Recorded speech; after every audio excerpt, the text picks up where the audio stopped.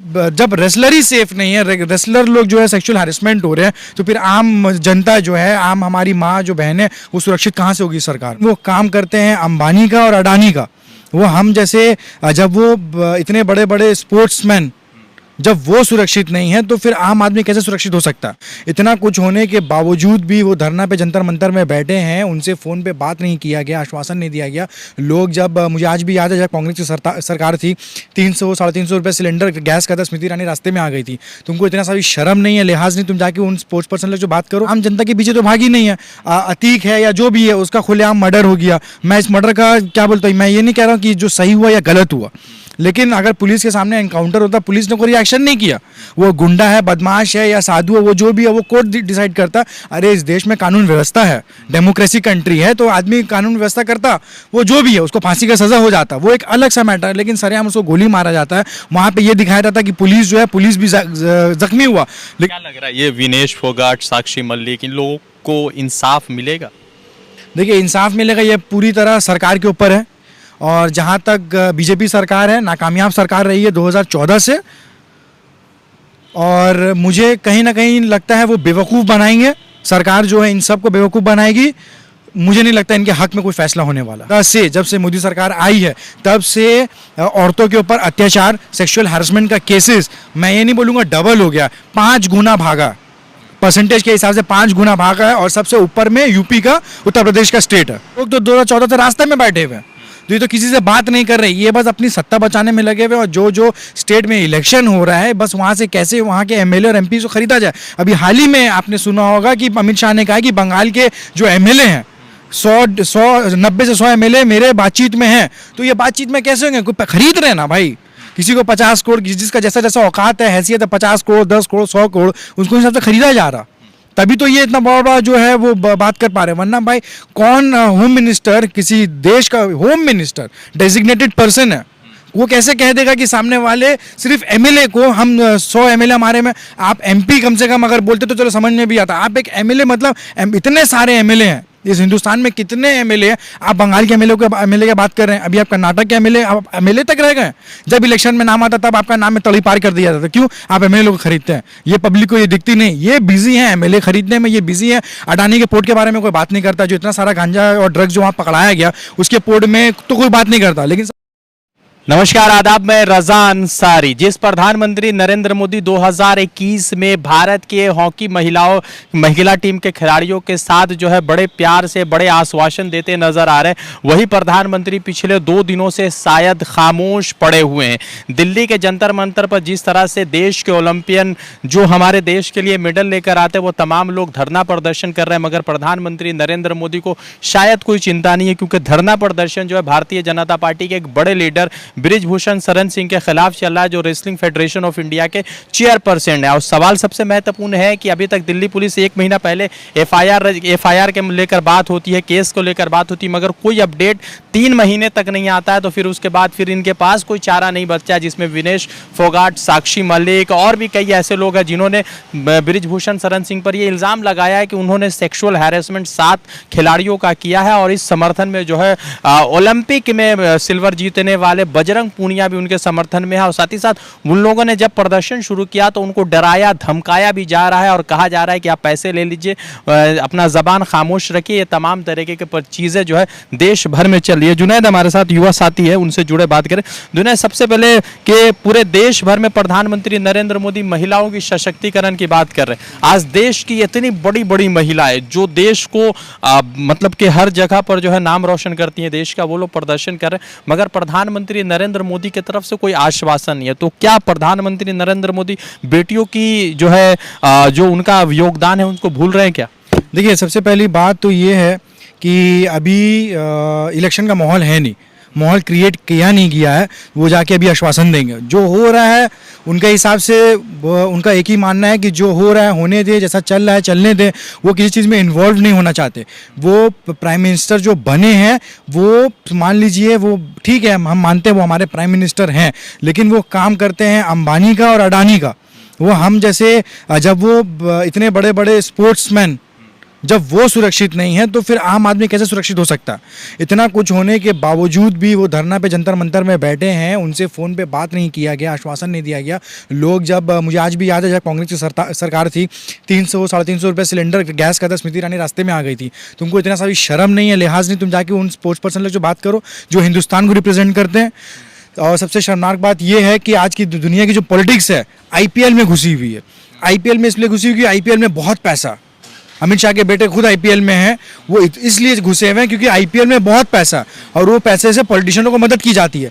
Wrestling वगैरह में माना उतना पैसा नहीं है, तो इसमें इसीलिए उनको बस साइड करके रख दिया, नज़रअंदाज करके रख दिया। अभी यही कोई क्रिकेट का प्लेयर कुछ कर दे तो ये बवाल हो जाता, न्यूज़ का हेडलाइन हो जाता। लेकिन अफसोस का बात ये रेसलर्स लोग के उसमें है जिसमें जहाँ कोई पैसा नहीं है, उसमें उतना फंड नहीं आता है, क्रिएट नहीं किया जाता है, इसीलिए उनको बस नज़रअंदाज करके साइड कर दिया गया। जो लोग प्रदर्शन कर रहे हैं वो आम लोग नहीं है, वो लोग देश को कभी जो है मेडल जिलाने वाले, कोई सिल्वर दिलाया, किसने गोल्ड दिलाया, किसने चैंपियनशिप दिलाया, किसी ने ओलंपिक में मेडल दिलाया।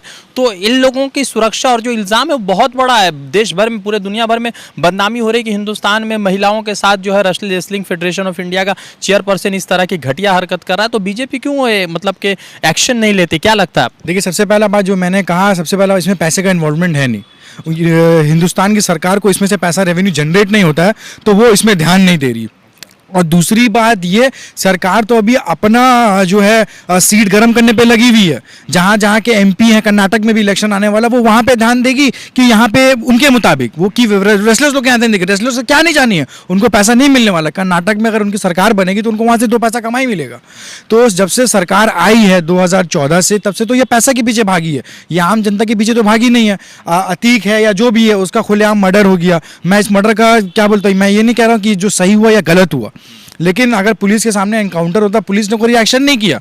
वो गुंडा है, बदमाश है या साधु है, वो जो भी है वो कोर्ट डिसाइड करता। अरे इस देश में कानून व्यवस्था है, डेमोक्रेसी कंट्री है, तो आदमी कानून व्यवस्था करता, वो जो भी है उसको फांसी का सजा हो जाता, वो एक अलग सा मैटर है। लेकिन सरेआम उसको गोली मारा जाता है। वहाँ पे ये दिखाया जाता है कि पुलिस जो है, पुलिस भी जख्मी हुआ, लेकिन इस वीडियो में जो पूरा वीडियो था उसमें तो ऐसा कुछ शो नहीं हुआ, पुलिस किसी ने तो गोली नहीं चलाया। फिर उसके बाद बहुत सारे ऐसे जो मसले हैं जिनको कानूनी तौर पे उनको सुलझाना चाहिए। अभी किसान वाला ये मसला सही तरीके से हल नहीं हुआ है, एनआरसी सीए और सब, तो लोग तो 2014 से रास्ते में बैठे हुए हैं, तो ये तो किसी से बात नहीं कर रहे, ये बस अपनी सत्ता बचाने में लगे हुए। और जो जो स्टेट में इलेक्शन हो रहा है, बस वहाँ से कैसे वहाँ के एमएलए और एमपी को खरीदा जाए। अभी हाल ही में आपने सुना होगा कि अमित शाह ने कहा कि बंगाल के जो एमएलए हैं 90 से 100 एमएलए मेरे बातचीत में हैं। तो ये बातचीत में कैसे होंगे, कोई खरीद रहे ना भाई, किसी को 50 करोड़, जिसका जैसा जैसा औकात है, हैसियत है, 50 करोड़, 10 करोड़, 100 करोड़, उसको हिसाब से खरीदा जा रहा। तभी तो ये इतना बड़ा जो है वो बात कर पा रहे हैं। वरना भाई कौन होम मिनिस्टर, किसी देश का होम मिनिस्टर डेजिग्नेटेड पर्सन है, वो कैसे कह देगा कि सामने वाले सिर्फ एमएलए को, हम 100 एमएलए हमारे में, आप एमपी कम से कम अगर बोलते तो चलो समझ में भी आता, आप एक एमएलए मतलब इतने सारे एमएलए हैं इस हिंदुस्तान में, कितने एमएलए हैं, आप बंगाल के एमएलए की बात कर रहे हैं, अभी आप कर्नाटक के एमएलए तक रह गए। जब इलेक्शन में नाम आता तब आपका नाम में तड़ी पार कर दिया जाता। क्यों? आप एमएलए को खरीदते हैं, ये पब्लिक को ये दिखती नहीं, ये बिजी है एमएलए खरीदने में, ये बिजी है। अडानी के पोर्ट के बारे में कोई बात नहीं करता, जो इतना सारा गांजा और ड्रग्स जो वहाँ पकड़ाया गया उसके पोर्ट में तो कोई बात नहीं करता, लेकिन सब बात करता है एमएलए कैसे खरीदा जाए। तो ये जब रेसलर ही सेफ नहीं है, रेसलर लोग जो है सेक्सुअल हैरेसमेंट हो रहे हैं, तो फिर आम जनता जो है, आम हमारी माँ जो बहन है, वो सुरक्षित कहाँ से होगी सरकार में? कि सरकार जो इल्ज़ाम लगा है और जो सुरक्षा वाली बात है वो बीजेपी के बहुत बड़े कदावर है। कैसरगंज से, गोंडा के कैसरगंज से 4 मरतबा के लोकसभा के 2019 से लगातार लोकसभा के सांसद है। तो सवाल ये है कि क्या इन महिलाओं ने जो बलिदान दिया, जो त्याग दिया, जो मेडल्स जीत के लाए, उनकी कोई कदर नहीं है?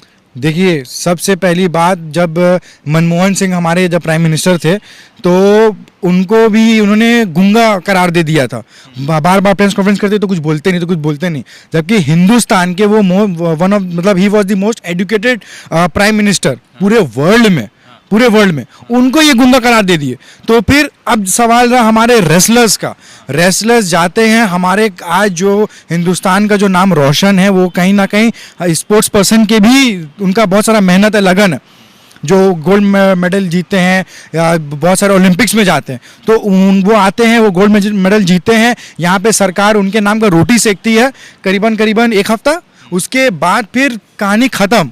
उसके बाद फिर ऐसा कुछ नहीं बचता जो फिर पैसा तो है नहीं इस रेसलिंग में, इसमें पैसा जनरेट नहीं हो रहा है, तो फिर वो उनका नाम ही क्यों लेंगे? वो सुरक्षित ही नहीं है। एक तरफ जहां भाजपा की सरकार बोलती है कि बेटी बचाओ बेटी पढ़ाओ, तो ऐसा तो कुछ हो नहीं पा रहा, वैसा तो कुछ भी नहीं हो पा रहा। तो फिर मुझे नहीं लगता कि रेसलर का भी कुछ बात सुनवाई वरना कुछ होगा मुझे, क्योंकि किसान लोग का भी बात वहाँ रह गया, एनआरसीओ का भी बात वहाँ रह गया, ये रेसलर्स भी यहाँ बैठे जंतर मंतर में, इनका भी कुछ ना कुछ ऐसा बात हो करके ये भी मुद्दा जो है बीजेपी का जो सरकार है ना वो एक क्या बोलते हैं नाकाम सरकार है, और ये एक जो कोशिश होगी ये एक नाकाम कोशिश के तौर से देखी जा रही है। यौन शोषण के मामलात हो रहे हैं, तो जिन लोगों ने यौन शोषण का मतलब केस रजिस्टर्ड किया, सुप्रीम कोर्ट ने कहा कि आप एफआईआर रजिस्टर्ड कीजिए, तो उन रेसलर को क्या कहना चाहेंगे जिनके साथ इस तरह की घटना हो रही है? वो रो रहे हैं, सड़क पे सो रहे हैं खुले आसमान के नीचे, मगर कोई उनका मतलब कि उनके साथ सपोर्ट में खड़ा नहीं हो रहा भाजपा का।